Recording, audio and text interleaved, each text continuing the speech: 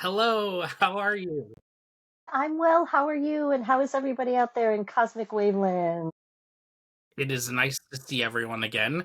Our episode today is about love, self worth, and relationships, and specifically healing and attracting higher vibrations. So, Deborah, if you don't mind, I'm going to jump right in. If you, awesome, thank you. So, first of all, I'm the king of in my past lives or in my past life experiencing tragic breakups and toxic relationships. So I am an expert when it comes to this topic. So often we don't understand that we accept the love that we think we deserve. And when our listeners are kind of leave this episode, I really want them to understand that they are welcome to raise their standards, and they're welcome to prioritize their own well-being, to set boundaries, and to truly own their worth and their value. Because first of all, that's setting a standard for the universe to respond to, but also that confidence creates magnetism. That confidence is attractive, and people really respond to that. So often if we look back to those unhealthy relationships and the times that we have been treated poorly, it can directly correspond with how we've treated ourselves and how we have allowed a negative self value to define our existence. So I want people to leave knowing that love doesn't have to be hard, and that when we really connect with a higher vibe internally and we own our value, that it invites beautiful relationships, whether it's friendships, romantic relationships, or even coworkers. So with that, stepping down from my soapbox, I am curious, astrologically, how does astrology play into relationship patterns and love lessons? Ah, yes, the infamous love reading. When people come to you and say, "Is this person the one?" Right? Um, but to be serious, so to just frame this with my perspective with how I work with astrological energy, we choose the moment that we're born, and if a birth chart, what we call a natal chart, which is cast for the date, time, and place of birth, is a snapshot of the energy that is present from the Earth's perspective at the moment you're born. And what that is it's a physical map, if you will, and it sets in motion an internal GPS for what you came in with this lifetime that's going to help you, the strengths, some of the lessons or the weaknesses that you want to work on for your souls, for your own growth, for expanding consciousness. And why would we do that? Because as we expand in our consciousness individually, we're also helping to expand things collectively.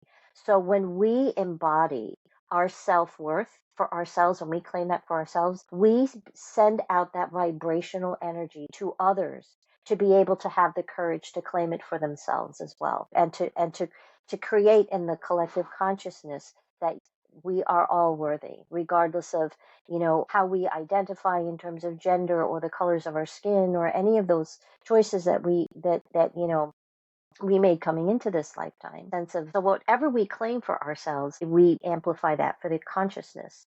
What happens in a birth chart, when I can look at someone's natal chart, is when someone comes to me and says, "Is this person the right person? Do you want their birth date?" I'm like, "Well, that would be helpful, but let me ask you a question. Why do you want to be with this person? Why do you think you want to choose this person?"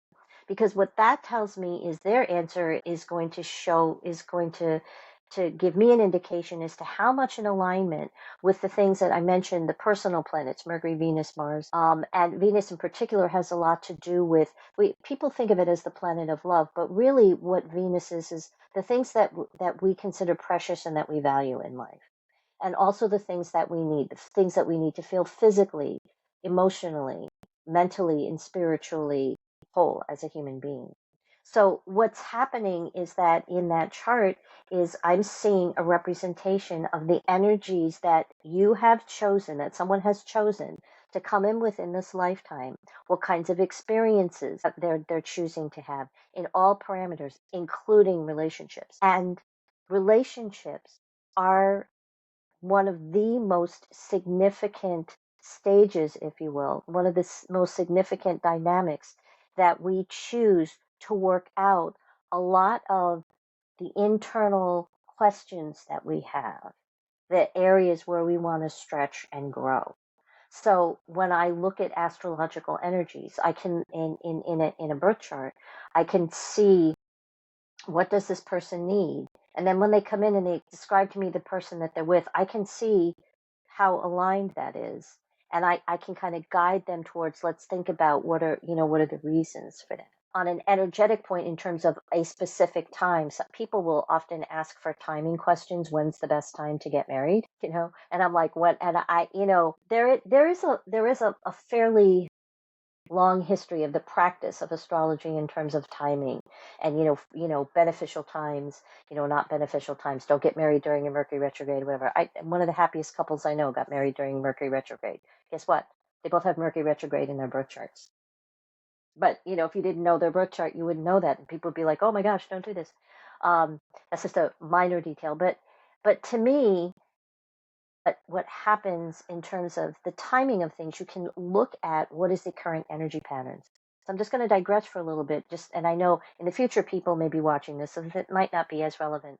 But right now, the planet Venus is about to go retrograde. I know everyone's heard about Mercury retrograde. Oh my gosh, Venus is going retrograde. What does that mean?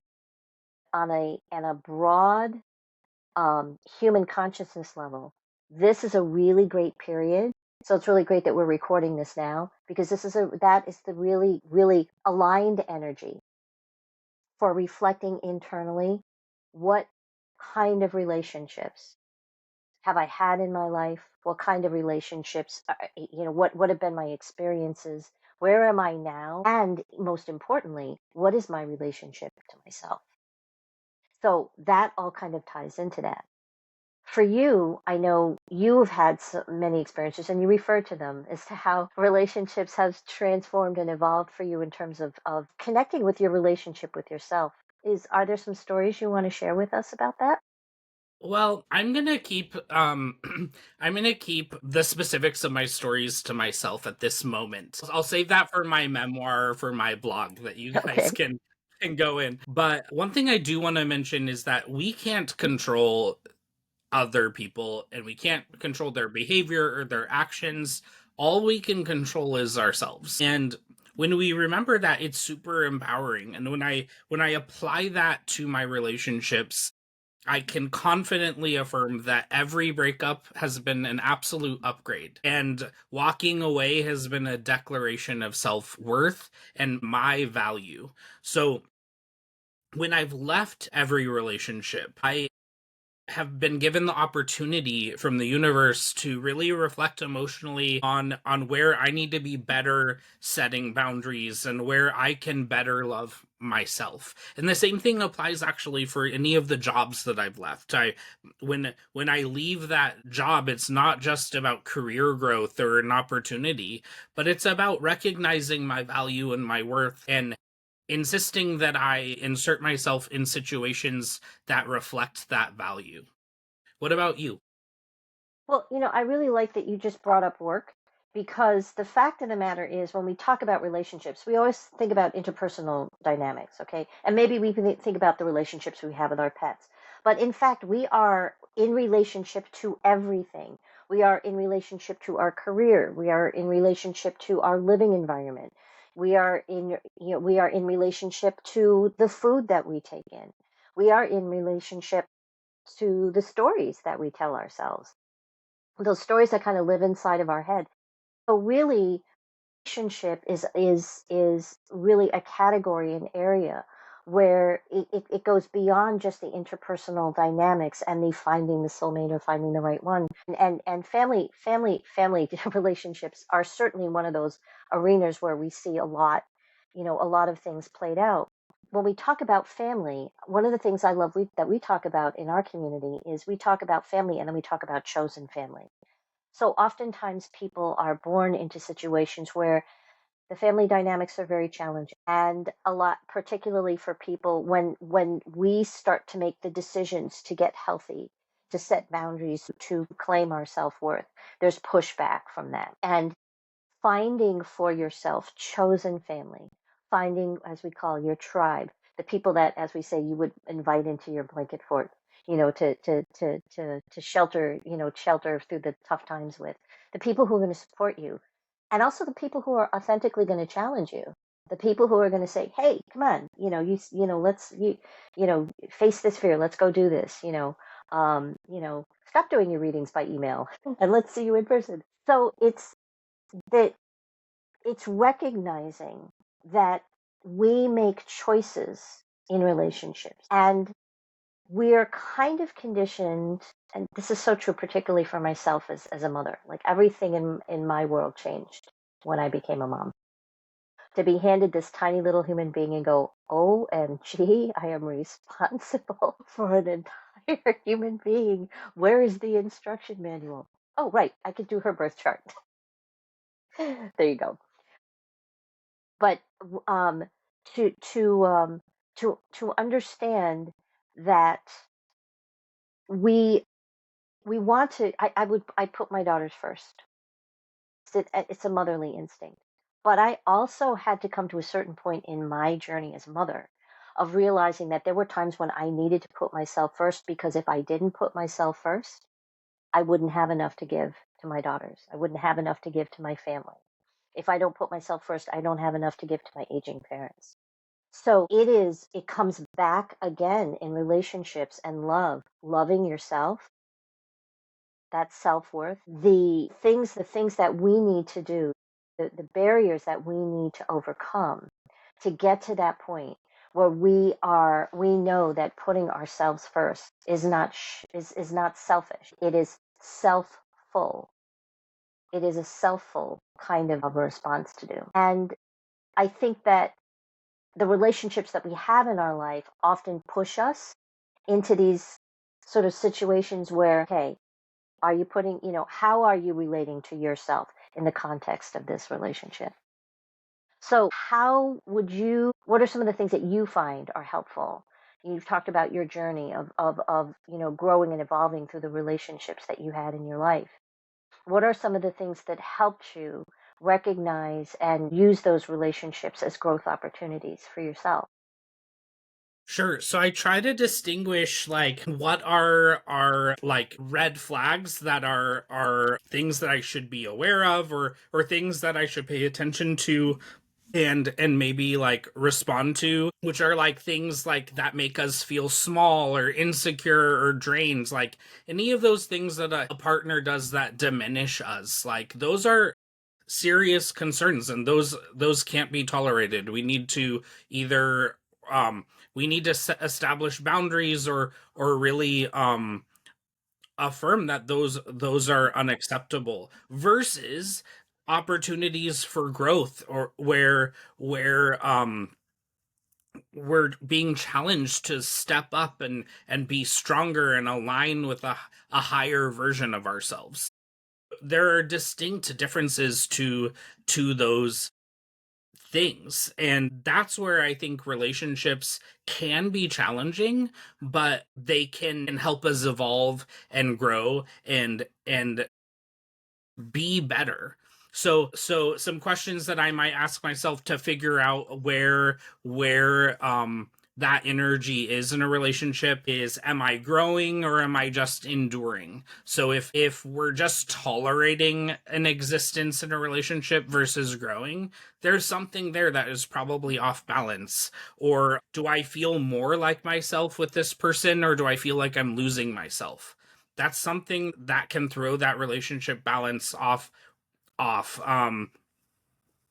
Is the discomfort I'm feeling leading to healing, or is that discomfort leading to harm? Those types of questions can help us discover, okay, is this a red flag that I should really be paying attention to, or is this a challenge or a growth opportunity that I should really be embracing?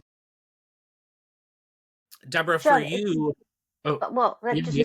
to say, to pick up on that, what you're talking about really is what's on my mind, which is what you're really talking about is being aware of, are you treating yourself the way you want to be treated? Are you putting yourself through something for whatever reason, and looking at this from a non-judgmental point, I think that our dynamics in relationships, whether it's a family relationship, a work relationship, a relationship to our bodies, a romantic relationship, friendships, we tend to be really judgmental, particularly if, I did this again. I come from um, a long line of very well rooted codependency. And anytime I catch myself, being it's like, oh, okay, here, the sacrificing one's needs, which is, it's different from doing what you need to do to meet other people's needs. Of saying, okay, I can defer this for now because this is more important. My child is crying, they're hungry. They really should not be making a grilled cheese sandwich unsupervised. I should make them the grilled cheese sandwich myself, even though I was about to go do this. Simple example, but on a broader parameter, it's the developing the discernment of, when you've gone too far in putting everybody else's needs ahead of yours. The tendency, there are different types, the tendency to be a rescuer, the tendency to be empathic and take on the emotions of others, because they can't deal with it. That, so it's recognizing that all those questions you ask are so perfect for like, ding, ding, ding, ding, ding. Okay, now what? The now what is, how do I want to be treated? And my litmus test for this is, am I being the person that I want to be with? Am I being the kind of friend that I want to have as a friend? Am I being the kind of partner? Am I being the kind of mother that I needed as a child? My mom is wonderful. I love her. But there were certain things that I did very differently with my daughters. And part of that was cultural, part of that was age. But there were some very conscious choices between for both of my parents, really. And so it's recognizing that it comes back to that self, which brings up something really no one wants to talk about. Everyone's going to click off here. So, but if you do, come back and watch the end of this again. Mirror work. People ran out of the Your work room. Sorry. changed my life, Deborah. I know we I did that amazing mirror work TikTok challenge went back when I was on TikTok. It was, yeah, it does. So I will say this about, I know there are some people for whom body image is really an issue, and this has come up in some communities, some women, particularly women's groups that I've been in, that if the actual physical mirror work is too hard for you to do to start with, use channeled writing, use journaled writing. Write yourself a letter saying the things that you wanted to hear, that you need to hear. Write yourself that letter. A lot of times in channeled writing, the first time you sort of do channeled writing and you just go and your guides come through, they say the most loving, amazing things, and people just, it's so, and it's because, and I remember my guardian angel saying, you should say these things to yourself. Like, these are things you should be saying to yourself all of the time. That is a form of mirror work. I mean, it is very powerful to be able to do that, to be able, most people are brushing their teeth in front of the mirror, make sure they don't have things stuck in their teeth, or doing their hair or, whatever. And even if you just looked at yourself for just a real quick second and just kind of winked and just said, I see you, and just walk out of the room. That's a game changer. It's, Mel Robbins with the high five yourself. If it's too difficult to, I love you, you will get to that point. Once you start winking at yourself and you smile and you go, I see you, on mornings when I wake up and I have to do something I really kind of dread, that's one of the things I do. I see you. We're going to go to the airport and get in that TSA line and everything's going to be great. So it's creating a sense of self connection. Create and nurture the relationship with yourself. I think that really helps, because what happens is when you do that, you start to find out ways in which the narratives in your life are starting to shift. You're starting to hear different things. When you do, if you do like a mind dump of like something, all of the thoughts that are going on through your head, and you go, would you talk to your best friend that way? Then don't talk to yourself that way. I think that those are really beautiful, beautiful ways to really nurture that relationship with yourself.